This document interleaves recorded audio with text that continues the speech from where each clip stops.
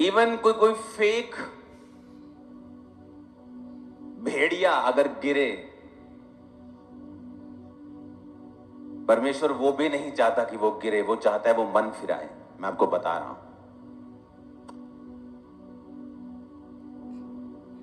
कोई पाप में जाकर गिर जाए और उसको सजा मिले तो परमेश्वर खुश नहीं है उसे सजा देके। मैं आपको यह भी बता रहा हूं, क्योंकि परमेश्वर ये चाहता है कि हम सब बचें। अगर कोई पाप में भी है, चाहे वो सेवक भी क्यों ना हो, वो भी बचे। इसलिए जो वर्तमान में हो रहा है मैं उस पर कभी भी रिएक्ट नहीं करता हूं, क्योंकि मुझे वही बोलना है जो पवित्र आत्मा ने मुझे बोला। और जब मैंने बोलना है, मुझे किसी की परवाह नहीं है कि कोई क्या भाषण दे रहा है प्यार के ऊपर। अब तुम्हारा प्यार कहां है? अब तुम भी वही चीज बोल रहे हो जो मैं 2 साल पहले बोल रहा था। कितने मेरी बात को समझ रहे हैं? अब तुम भी वही बोल रहे हो। प्रॉब्लम ये तुम्हारी स्पिरिचुअल आईज बंद हैं और तुम, मैं व्लॉगर की तरह नहीं हूं कि आज का व्लॉग और कल का व्लॉग, आज क्या हो रहा है और कल क्या हो रहा है। हम परमेश्वर के दास हैं, हमें आने वाले समय में दिखता है ये होगा और ये होगा, ये होगा, ऐसा ही होगा।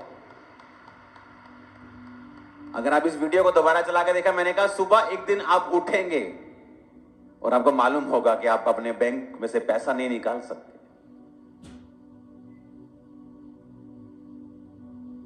तब लोग सोचते हैं ऐसा कैसे हो सकता है, ये तो ऐसे होता है, इनकी इतनी गारंटीज होती हैं, ये तो ऐसे हो ही नहीं सकता है। क्योंकि आप, परमेश्वर तब बोलता है जब उसका कोई भी संभावना नहीं होती, ताकि जब पूरा हो, परमेश्वर लोगों को पता हो कि ये कोई डेटा देखकर की गई प्रोफेसी नहीं है। ये तब बोला गया था जब सब कुछ साफ था कि इतनी बारिश होगी, इतनी बारिश होगी कि तेरे को जाने की जगह भी नहीं मिलेगी, भाग जा, अभी इतनी बारिश होगी। वैसा ही हुआ जैसे एलिया ने कहा था। कितने इन बातों को समझ रहे हैं? उसने तब नहीं कहा जब आधे बादल आ गए और सोचा बारिश हो सकती है। सब बता सकते हैं बारिश हो सकती, लेकिन उसने तब बताया जब एक सिर्फ मुट्ठी भर बादल, जब परमेश्वर ने कहा कि अब बारिश होगी, और उसने देखा और कहा अब चला जा, क्योंकि इतनी बारिश होगी शायद तू यहां पर सरवाइव भी ना कर सके, तेरा रथ भी रुक जाए, अब चला जा।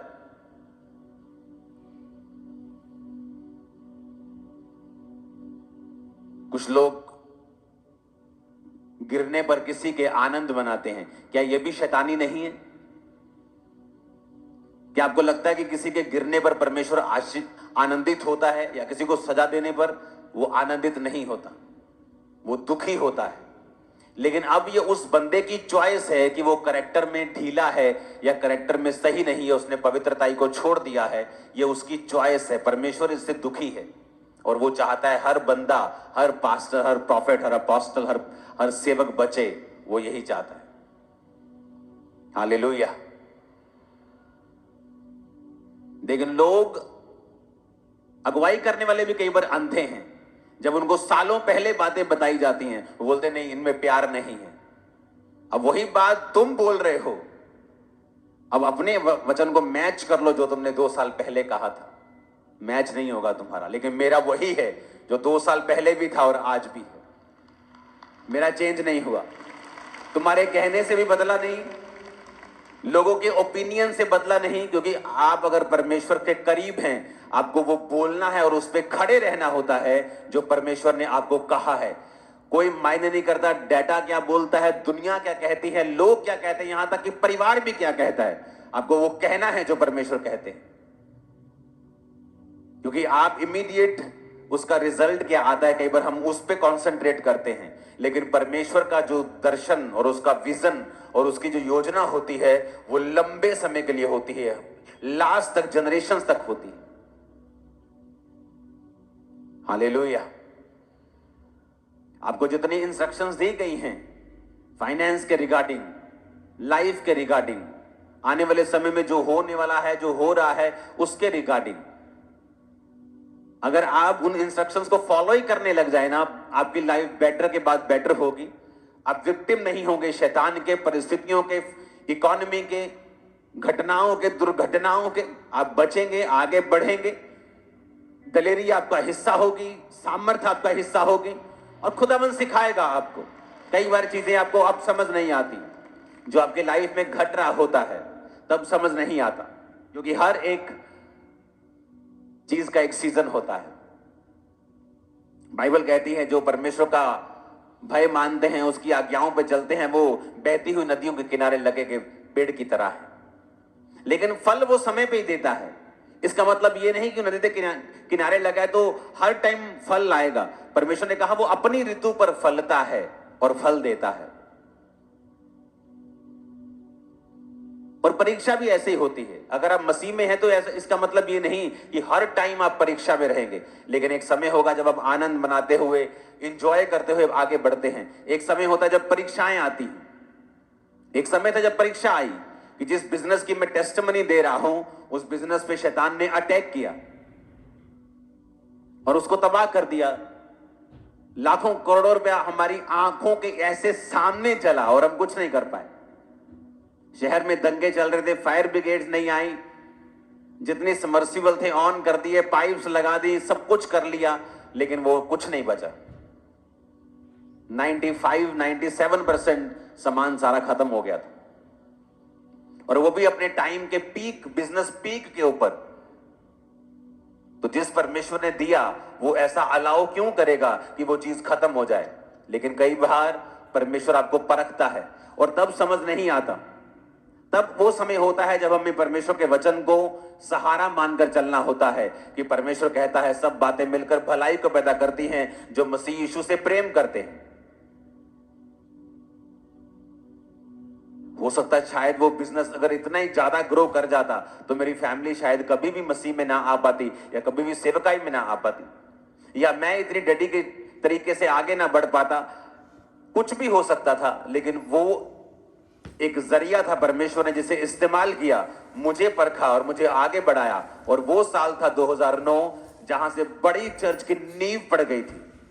चर्च तो चल रही थी 2-4 साल से, लेकिन तब बड़ी चर्च की नींव पड़ गई थी कि हाँ ये चर्च वचन में मजबूत है। ये सिर्फ मिरेकल से और जीसस से और सिर्फ गवाहियों से प्यार नहीं करती, ये परमेश्वर के वचन पे चलने वाली चर्च है।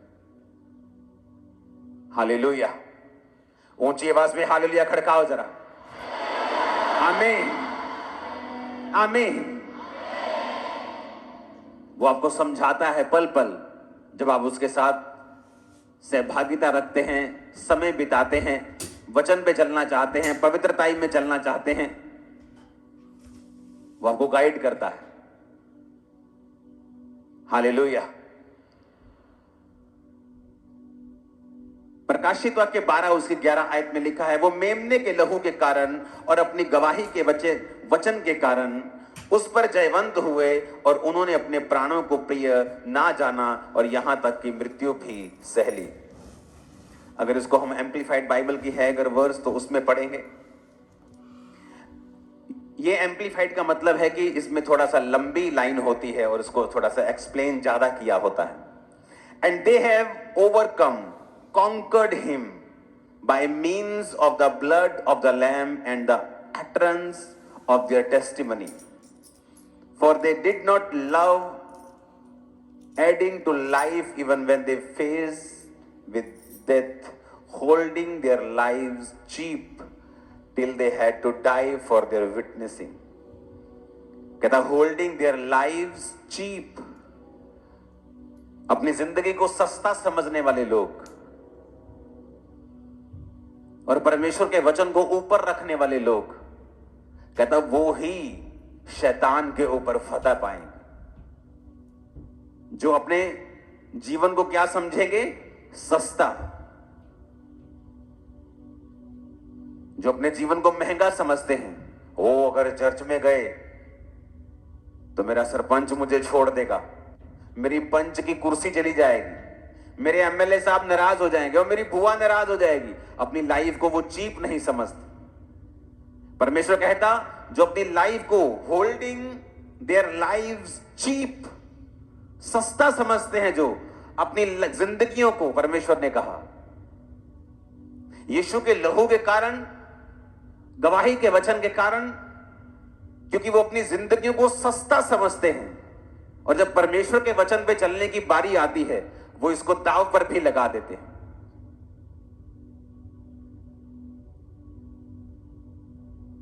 कल एक वीडियो इंटरनेट पे हमारे सामने आई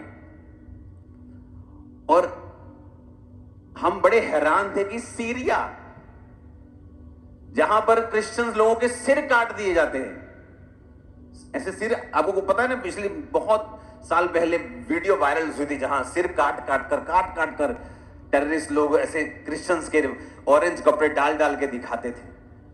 वो सीरिया देश था। जब पौलुस जा रहा था दमिश्क के नजदीक तो कलीसिया को सताने के लिए, तो यीशु मसीह वहां प्रकट हुए थे। और जब वो अंधा हो गया था और परमेश्वर ने कहा था अब जा, दमिश्क में वो चला गया और वहां पर एक गली जो सीधी कहलाती है, उस गली का नाम है स्ट्रेट स्ट्रीट, सीधी गली। और वहां पे परमेश्वर ने अपने दास अनन्यास को कहा था कि पौलुस के ऊपर हाथ रख। तो उसने कहा था प्रभु वो तो तेरा विरोधी है। परमेश्वर का नहीं, वो मेरा चुना हुआ पात्र है, उस पे हाथ रख, वो देखने लगेगा। आज भी वो जगह वहीं मौजूद है, सीरिया में सीधी गली आज भी वहां मौजूद है। अनन्यास का घर, वहां चर्चिस हैं। एक गांव वहां पे है जहां 90% लोग क्रिश्चियन हैं और जीसस क्राइस्ट की भाषा जो यीशु मसीह बोलते थे वहां बोली जाती है सारे विलेजर्स के द्वारा आज भी।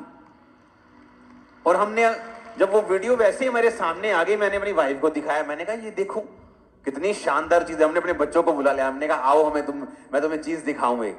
वो देखो वही गली जो सीधी कहलाती है, जहां पर पौलुस जब अंधा हो गया था और वहां पर अनन्यास ने उस पर हाथ रखे थे, ये देखो वो गली आज भी वहां मौजूद है।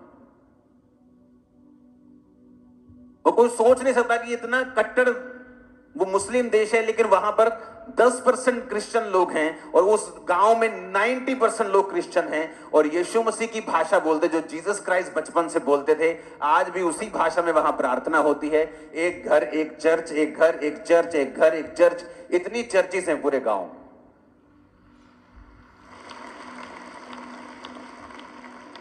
और हम देख के आनंद ले रहे थे, दिल करता था वीडियो खत्म ही ना हो कभी भी।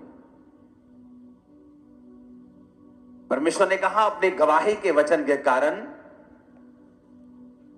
मैं प्रार्थना कर रहा था पंजाब के लिए और जो डिपोर्ट होके लोग वापस आ रहे हैं उनके लिए, उनके परिवारों के लिए।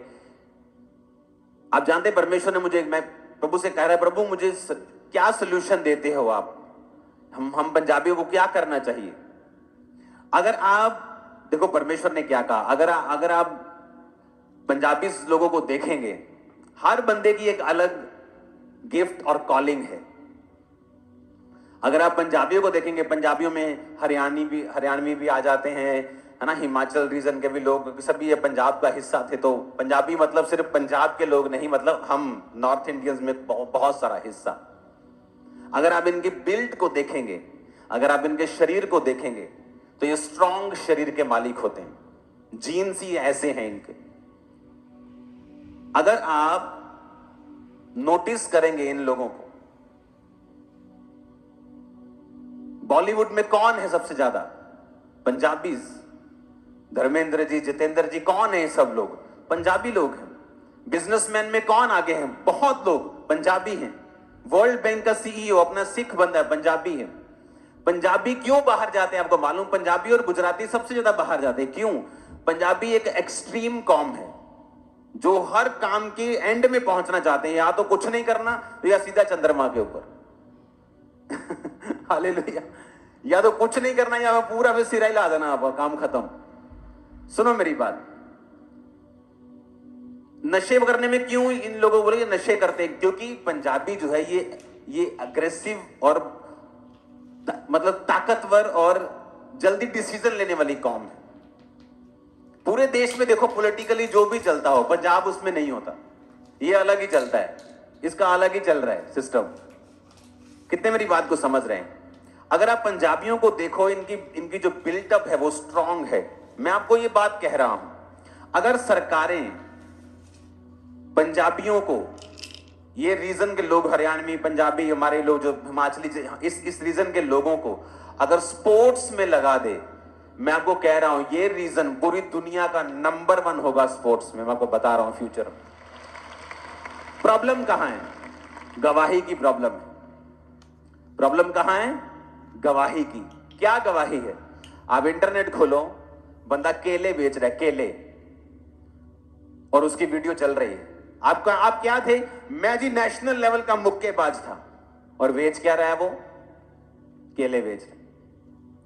मतलब मेरे जैसा अगर यूथ, मेरे तो बड़ा हो गया, आप चलो कोई यूथ देख रहा है जिसने अब जाना है कि मैं 12th के बाद क्या, कौन से स्पोर्ट्स में जाऊं, मैं बीए में कौन सी स्पोर्ट्स चूज करूं, वो देखता है यार ये आदमी नेशनल लेवल का मुक्केबाज होकर अगर केले बेच रहा है, तो मैं भी केड़ा केले बेचने, मैं भी कुछ और करता, मैं फॉरेन जाना है, मैं बिजनेस करता है, मैं कुछ और करता। कितने मेरी बात समझ रहे हैं? टेस्टमनी खराब हो गई कि अगर एक बंदा उठे और कहे मैं नीरज चोपड़ा गोल्ड लेके आया, मालूम है कि नहीं, आप उसकी गवाही सुनो। वो कोई शुरू से जेवलिन थ्रो थोड़ी करने वाला था। वो कहता था कि मैं गया, मैं स्पोर्ट्स में मैंने ये भी ट्राई किया, मैंने ये किया, मैंने सोचा ये ठीक है, ये कर लेता हूं। अब आदमी जितने भी हमारे रीजन के वो स्ट्रांग है, अगर एक चीज में घुसेंगे तो उसका रिजल्ट आएगा ही आएगा। अगर पंजाबियों को घुसाना है स्पोर्ट्स में, मैं आपको बता रहा हूं, ये चाइना को, यूएसए को, ये कनाडा को, ऑस्ट्रेलिया को, सबको पीछे कर देंगे, नंबर 1 में हो जाएंगे, मैं आपको बता रहा हूं। लेकिन सरकार को काम करना पड़ेगा और हजारों करोड़ इन्वेस्ट करना पड़ेगा, अभी से शुरू करना पड़ेगा। बातों से कुछ नहीं होगा। आपको इनको टेस्टिमनीज पैदा करनी पड़ेंगी कि एक आदमी उठा, एक बच्चा उठा, स्पोर्ट्स में अच्छा हुआ, वो आगे बढ़ा, उसको अच्छी पोस्ट, अच्छी जॉब, अच्छी मनी, उसको स्पॉन्सर किया जाए ताकि उसको देखकर 10 बदलें, 10 को देखकर 100 बदले, 100 को देखकर 1000 बदले। मैं आपको बता रहा हूं, बदल जाएगा। ये 20-30-40 सालों में पूरा एरिया सिर्फ फिटनेस के लिए और स्पोर्ट्स के लिए जाना जाएगा, अगर सरकार काम करे। मैं आपको बता रहा हूं, और इतना जबरदस्त रिजल्ट आएगा, कोई इमेजिन नहीं कर पाएगा। लेकिन टेस्टिमनीज खराब हैं। बहुत से अच्छे अच्छे स्पोर्ट्स प्लेयर, उनको नौकरी नहीं मिली, उनके पास इतना फाइनेंस नहीं है बिजनेस कर सके, फॉरेन जा सके। कोई लेबर कर रहा है, कोई केले बेच रहा है, कोई सेब बेच रहा है, कोई फास्ट फूड कर रहा है, अब उसने कुछ तो करना ही है। फिर टेस्टिमनी जब खराब होगी, तो जब यूथ देखता है इन गवाहियों को इंटरनेट के ऊपर, वो इनडायरेक्टली वो डिस्करेज होता है कि मुझे स्पोर्ट्स में नहीं जाना। नहीं तो जिस दिन पंजाब में रिवाइवल आ गया स्पोर्ट्स का, ये दुनिया की नंबर 1 कॉम होगी स्पोर्ट्स में, कोई बीट नहीं कर पाएगा हमें। लेकिन जब आप प्रार्थना करते हैं, प्रभु आपसे बात करता है कि किस तरह से आप अपने प्रदेश को आगे लेके जा सकते हैं। अब सरकारों के ऊपर है कि वो किस तरह से बात सुनती हैं, किस तरह से इसकी योजनाएं बनाती हैं। आज आप प्लान करोगे, कोई प्रॉब्लम 1-2-4 साल में कोई सरकार हल नहीं कर सकती, कोई आदमी हल नहीं कर सकता। आप आज से प्लान करना स्टार्ट करोगे, शुरू करोगे, स्ट्रक्चर बनाओगे, इंफ्रास्ट्रक्चर बनाओगे, सिस्टम बनाओगे, इनकरेज करोगे लोगों को, नशे से भी आजाद होंगे ये लोग।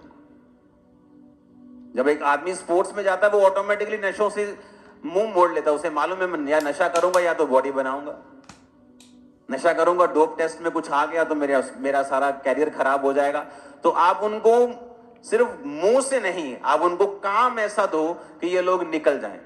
अगर आपको अपनी जिंदगी में पेशेंस देखना हो ना, पेशेंस, मैं तो ये कहता हूं कि हर बंदे को, एक आदमी,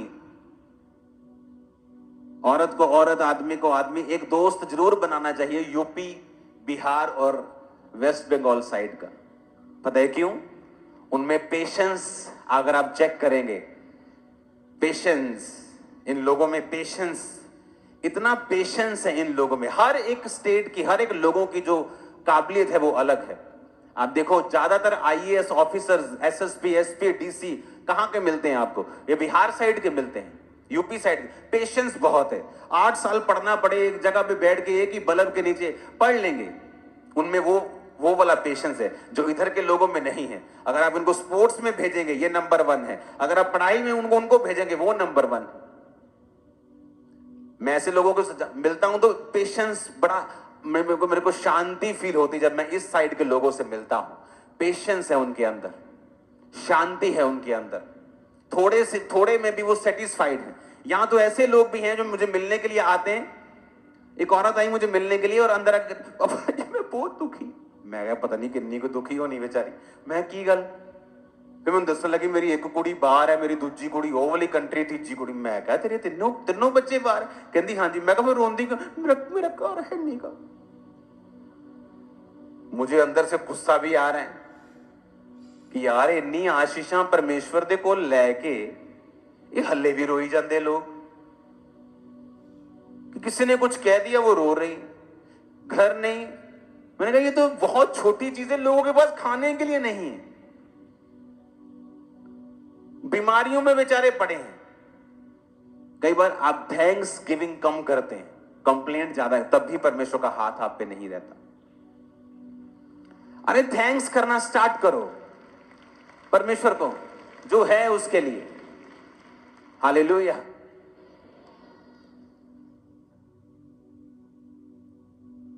टेस्टिमनी, पंजाब पीछे क्यों है, रीजन पीछे क्यों है स्पोर्ट्स में? टेस्टिमनीज नहीं है यहां पे। फॉरेन में चले जाओ, टेस्टिमनीज। जिसने एक बार स्पोर्ट्स में कुछ कर लिया वो कभी भी भूखा नहीं मरता, हाई लेवल पे जाता है किसी भी स्पोर्ट्स में।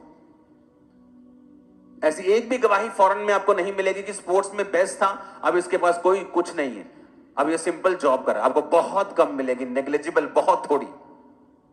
वैसे क्रिश्चियनिटी है। आप जब अपनी टेस्टिमनी को स्ट्रांग रखते हैं, आपके परिवार में आपको पता है आपने नशा छोड़ा है, आपने व्यभिचार छोड़ा है, आप अपने परिवार में हैं, कैसे आप अपनी गवाही को खराब कर सकते हो? आप कैसे दोबारा नशे कर सकते हो? कैसे झूठ बोल सकते हो? आपके परिवार को पता है कि आप झूठ बोलते हैं, भाई साहब आपकी गवाही खराब हो चुकी है। और शैतान का यह टारगेट होता है आपकी टेस्टिमनी को खराब करना।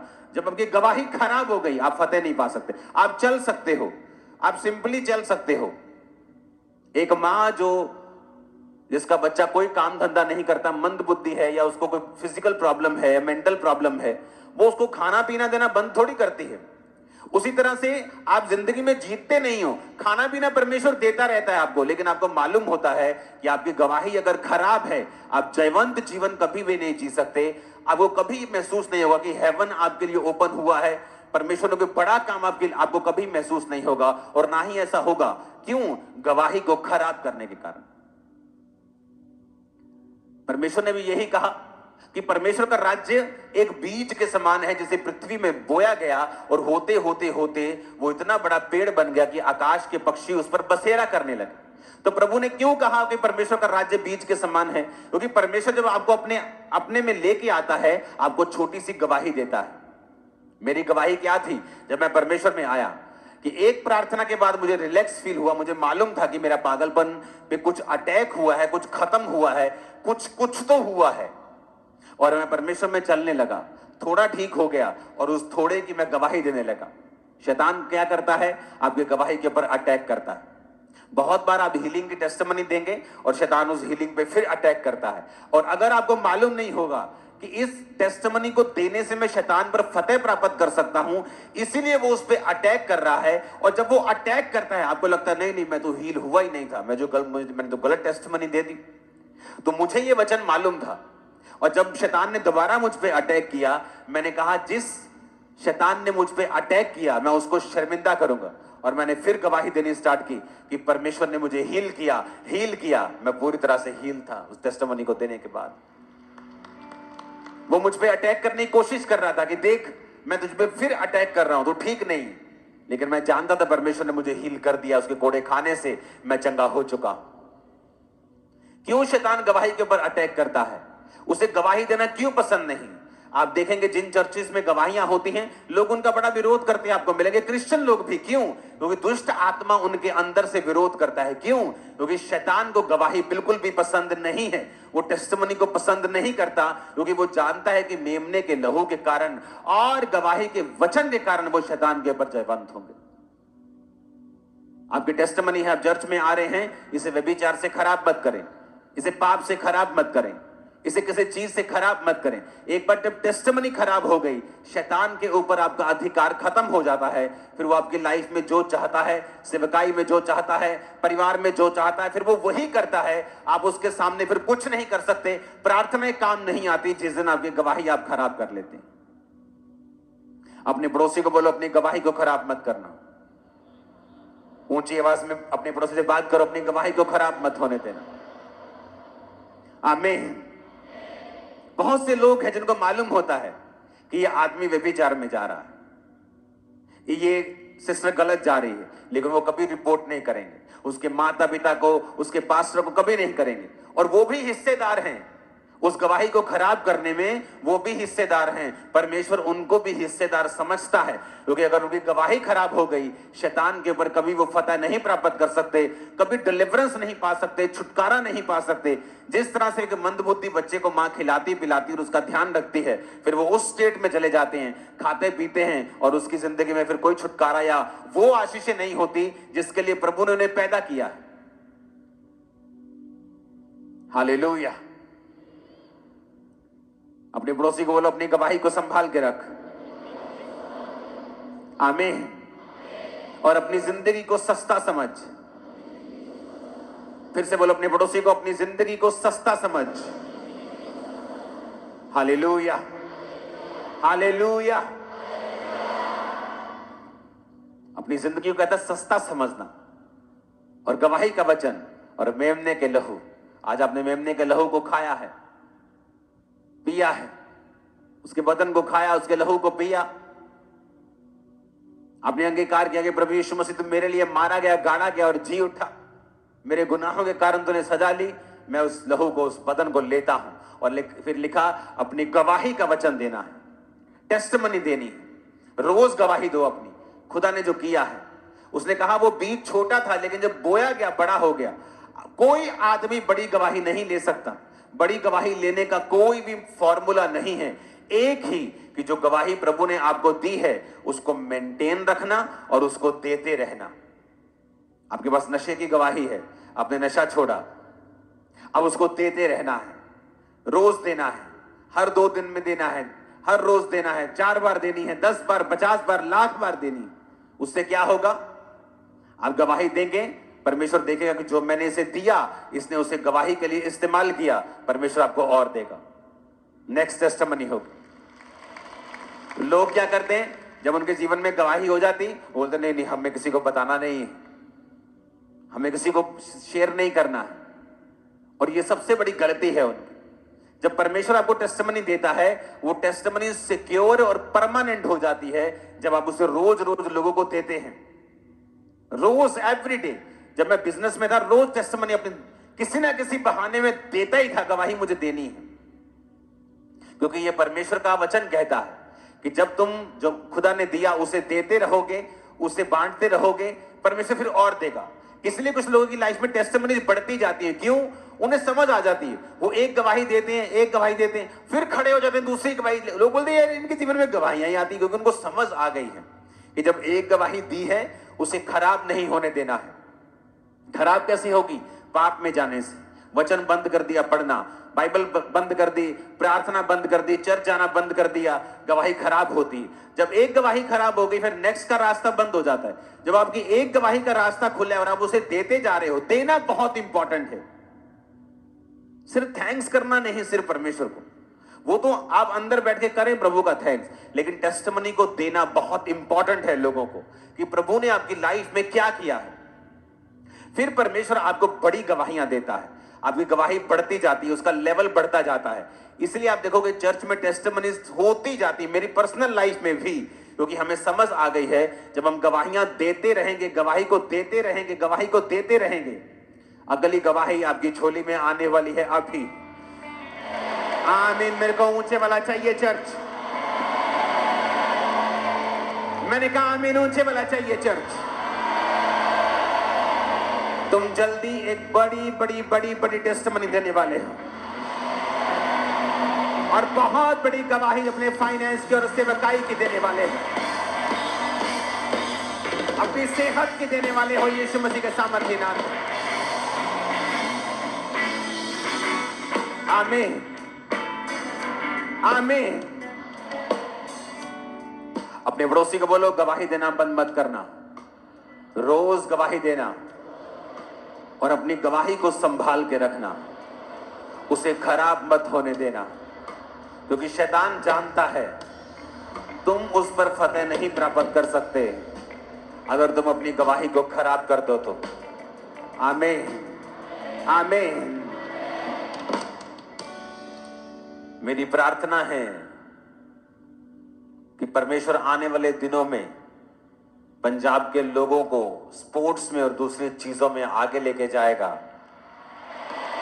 और मेरा यह विश्वास है कि आज से जिस ऑटो, जिस बस, जिस गाड़ी, जिस मोहल्ले, जिस नगर, जिस प्लेन में आप जाओगे, वहां आप अपनी गवाही दोगे।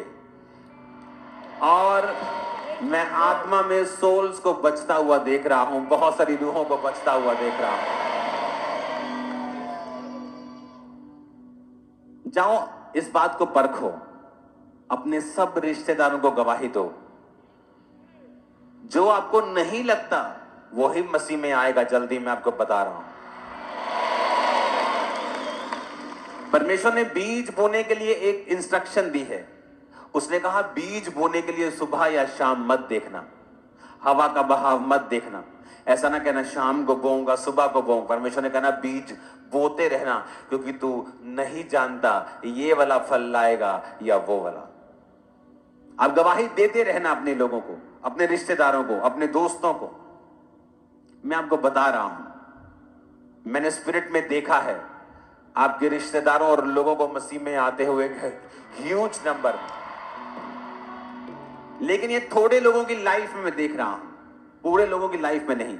हो सकता है आप सिर्फ वचन सुनने वाले हों या वचन को फॉलो ना करने वाले हों, यह भी पॉसिबल है। असर तो हो रहा है लेकिन कुछ लोगों की लाइफ में, क्योंकि गवाही देने के लिए आपको जस्ट बहाना चाहिए। मैं अपने बिजनेस पे जा रहा हूं, दोपहर का समय हो गया, सब दुकानदार पैसा दे रहे हैं।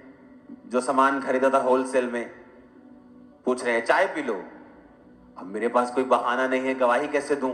जैसे उन्होंने कहा चाय पी लो, मैंने कहा नहीं नहीं, मेरा फास्ट है, मैं ना रोजा रखता हूं, मैं मसीह में आया था, मैं नशे बहुत करता था, तो परमेश्वर ने मुझे चंगा किया, मैं चर्च में जाता हूं, वहां रोजे होते हैं, उपवास होते हैं, मैंने वो रखा हुआ है। कहते अच्छा वो की हुंदा? मैं कहा आओ तुहानू बैठ के दसदा, पैसे साइड ते पहले आपां गलबात करिए जरा। हालेलुया। और रोज, एवरी डे, रोज रोज रोज रोज रोज रोज रोज विश्वासियों से भी मैं मिलता था तो गवाही अपने परमेश्वर के वचन के साथ मिलाकर अपने लाइफ की टेस्टिमनी जरूर देता था।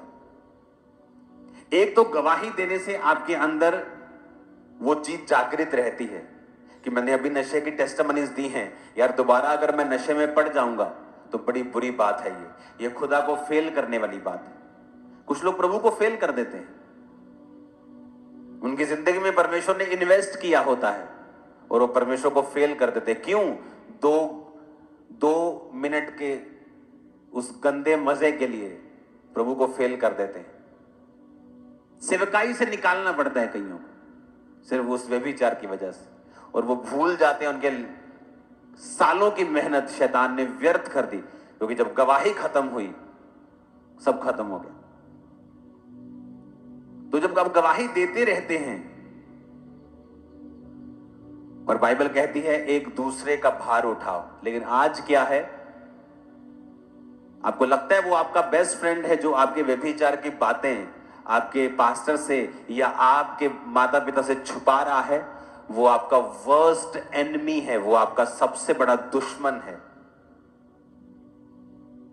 अगर वो आपका दोस्त होता तो कभी आपको गिरने ना देता, आपकी रिपोर्ट करता, आपको समझाता, आपके लिए प्रेयर करता। ये आपका दोस्त नहीं। जब आप रोज गवाही देते हैं, आपको खुद भी पता होता है कि मैंने ये गवाहियां दी हैं, मुझे अपनी गवाही पे मेंटेन रहना है, क्योंकि जोर लगता है।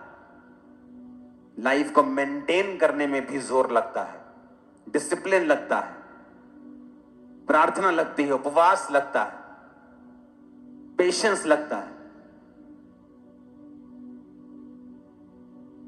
अपने हाथों को उठाओ, अपने आप से बात करो धीमी आवाज में कि मैं अपनी गवाही को खराब नहीं होने दूंगा।